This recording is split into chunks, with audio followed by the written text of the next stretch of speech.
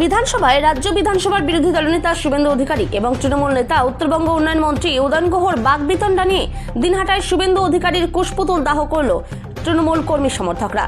শুক্রবার সন্ধ্যায় দিনহাটা শহরের পাঁচমাথার মোড়ে কুশপুতুল দাহ ছাড়াও দলের পক্ষ থেকে মিছিল করে ধিক্কার জানানো হয়। এদিন এই কর্মসূচির আগে শহরের সুভাষ ভবন থেকে একটি ধিক্কার মিছিল শহর পরিক্রমা করে। উপস্থিত ছিলেন যুব তৃণমূলের শহর ব্লক সভাপতি পার্থ সাহা, তৃণমূলের পুটিমারি এক অঞ্চল সভাপতি সুভাষ বর্মন, বর্ষাকদল গ্রাম পঞ্চায়েতের উপপ্রধান ভবন বর্মন প্রমুখ। কোচবিহার থেকে সুমন মণ্ডলের রিপোর্ট, বিগ নিউজ বাংলা।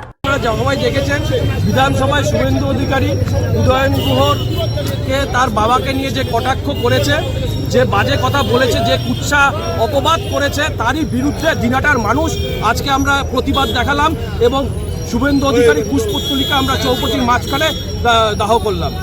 আপনার নাম? আপনার নাম? আমি পার্থ সাহা। কি দায়িত্বে রয়েছেন? আমি তৃণমূল যুব কংগ্রেসের সভাপতি। মূলত এই যে